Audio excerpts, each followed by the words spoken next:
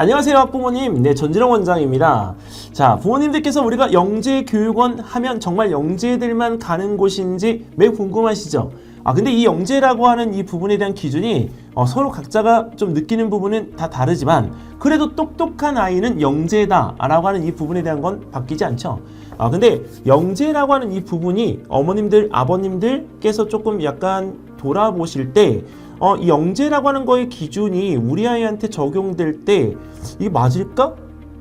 근데 정말 우리 아이 영재 아닐까? 이렇게 생각이 되실 수 있습니다. 근데 이 영재라고 하는 이 부분에서 가장 특징적인 것들이 이제 저학년과 고학년에 있는데요. 그 부분에 대한 걸 갖다가 간단하게 좀 말씀을 드리고자 합니다. 일단은 이 영재라고 하는 부분에 있어서 초등학교 1학년, 2학년, 3학년은 저학년이라고 우리가 보잖아요. 근데 이 저학년에서의 영재는 언어를 정말 잘 쓰는 친구들, 그러니까 어휘력이 매우 좋은 친구들의 경우에는 영재라고 인정해도 좋습니다. 언어적인 영재가 이제 문제나 이런 부분들에 대한 것들도 해석을 잘 할 수가 있기 때문에 초등학교 저학년 때는 수학이든 과학이든 뭐를 하든지 간에 다 결과가 월등히 잘 나올 수가 있습니다. 자, 근데 초등학교 이제 4학년, 5학년, 6학년 중등 넘어가서는 이제 공부를 갖다가 이제 받아들이는 이해력 정도나 그 다음에 본인이 관심 있어 하는 주제에 대한 어떤 과목이 우리가 있을 때 그 특정 과목에 대한 집중되어지는 시간과 그 다음에 그 이해력 정도에 대한 이 부분이 영재를 후천적으로 결정하게 되어지죠. 근데 그 후천적인 그 잘함에 대한 영재도 영재입니다. 근데 이 영재를 선천적으로 아까 어휘력이나 이런 부분으로 인해서 생기는 영재와 수학과 과학에 관계되어져서 생기는 영재에 대한 부분들이 다를까요? 저는 다르지 않다고 생각을 합니다. 이유는 수학을 잘할 수 있어요. 과학을 잘할 수 있어요. 근데 과학을 잘하려면 언어를 되게 잘해야 돼요. 언어를 많이 잘하는 친구일수록 과학에 대한 이해력이 높습니다. 근데 과학을 잘하려면 나중에 또 뭐가 필요하죠? 수학이 필요하죠. 그렇기 때문에 언어와 수학과 과학이라는 이 부분에 대한 이 세 가지는 융통성 있게 서로 꼭 필요한 존재들입니다. 오히려 이 세 가지를 다 갖추고 있는 게 정말 영재가 아닐까 생각이 되어집니다. 제가 이제 학원에서 경험을 갖다가 하다 보면 제가 판단하는 영재는 글씨를 못 쓰는 친구들. 왜 이 말을 하냐면 정말 똑똑한 친구들이 굉장히 많아요. 근데 제가 아직도 이제 잊어먹지 않는 잘하는 친구가 있는데 글씨를 한 글자를요 한 구석에 노트 필기를 갖다가 할 때 그 칸을 벗어나지 않고 거기다 다 합니다. 그러니까 모든 글자를 다 겹쳐서 하는 거죠. 몇십 몇백 글자를. 그러니까 한 글자밖에 안 보여요. 근데 그 친구의 눈에는 말이죠, 그 칠판에 있던 글씨들이 보인대요. 그래서 저는 그 친구가 와 진짜 영재다. 이걸 어떻게 다 기억하지, 그 순서를? 근데 그런 부분에 있어서 그걸 보이는 것에 대해서 본인이 눈에 캐치를 해 기억을 하는 데까지 이 순간 기억력에 대한 이 부분이나 장기 기억력에 대한 이 부분들이 아주 좋은 친구였기 때문에 다른 어떤 주변 친구들보다도 똑똑하다고 생각할 수밖에 없습니다. 자, 이것처럼 이런 부분에 대한 것도 영재가 될 수 있다. 그러면 내가 무엇인가 하나를 잘하는 친구를 봤을 때, 제자를 봤을 때 또는 학생을 봤을 때 이 친구 영재일까요?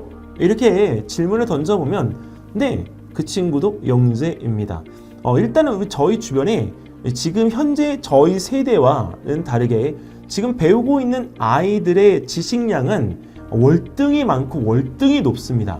그렇기 때문에 아이들이 어린 나이에 그 많은 내용들을 갖다가 선으로 배우려고 하다 보니 영재 아닐 수가 없죠. 근데 어른들은 그 이상을 요구를 합니다. 그런 과정 속에서 영재로 커야 될 친구들이 본인 스스로가 이렇게 닫아버리는 경우도 있고요. 그 다음에 본인 스스로가 성장에 대한 부분의 폭을 정해서 그 이상의 성장은 하지 않으려는 경우가 있습니다. 자, 어머님, 아버님, 어머님의 아버님 자녀들은 영재입니다. 그 이유는 아직은 그 부분에 대한 것들이 결정이 되지 않았기 때문에 그렇습니다. 그래서 아이들이 무엇인가를 좀 해볼 수 있도록 권고와 격려를 좀 해주셨으면 좋겠고요.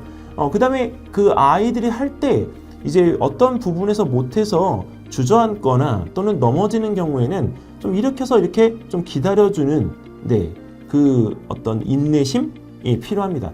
사실 주변에서 정말 잘하는 아이들의 부모님들은 제일 필요했던 게 인내심이었던 것 같아요. 제가 부모님들에게 물론 서운하게 하는 것도 있겠지만 개인적으로는 부모님들이 그래도 믿고 기다려주신 거는 그 아이를 좀 봐달라는 말에 귀를 기울여 주시고 한 1년이든 2년이든 시간을 가지고 지켜봐 주신 것입니다. 사실 그런 친구들이 결과가 잘 나오고 있고 그다음에 결과가 잘 나왔기 때문에 그 후에도 우리가 잘 할 거라는 것을 믿어 의심치 않습니다. 하지만 보통의 어른들은 인내심이라는 부분에 대한 걸 잘 조절 못 하십니다. 본인께서는 굉장히 잘하고 있다고 생각하시지만 사실 그렇지 않습니다. 저 또한 이 부분에서 인내심을 참다 보면 조절 못하는 경우들도 많습니다. 근데 그런 부분에서 이 어른들이 보는 영재라고 하는 거의 마지막 관점은 그걸 기다려주는 인내심이라는 한마디로 귀결할 수 있을 것 같습니다. 일단 처음에는 잘 못하더라도 중간에 잘할 수도 있는 거고, 그리고 처음에 뭔가 잘했다가도 중간에 또 반짝하지 않아서 서운해할 수 있는 거고, 하지만 영재는 그 부분에서 이제 받아들이는 처리 속도가 빨라지는 시기가 조금 더 빨라진 것이기 때문에 볼 때에 그 부분에서 너무 무서워하지 마시고 조금 다가서서, 그리고 좀 뭔가 기다려야 된다면 조금 뒷걸음질 치셔서 멀찌감치해서 좀 지켜보시면 어머님의 자녀들이 또는 아버님의 자녀들이 곧 우리가 원하는 영재들이 될 거라고 저는 확신합니다. 자, 여기 영재라는 부분에 대한 것의 소견을 제가 이렇게 말씀을 드렸는데요.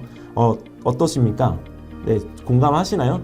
공감하시면 화이팅 하는 댓글들을 좀 올려주셨으면 좋겠고요. 그리고 이제 부모님들께서 이제 궁금해하시는 부분들에 대한 것들이 여러 가지가 있으나 일단은 지금 이제 계속 들어오고 있는 것들에 대한 부분들을 좀 취합을 좀 해서 정리해서 말씀을 드려야 될 것 같습니다. 자, 어머님 아버님 아이들 키우는 것 결코 쉽지 않은 것 알고 있습니다. 하지만 화이팅 하시고요. 오늘 또 아이들과 즐거운 시간 1시간이라도 또는 1분이라도 웃으며 보내실 수 있기를 바라는 마음으로 저는 여기서 이만 인사드리겠습니다. 다음에 또 뵙겠습니다. 감사합니다.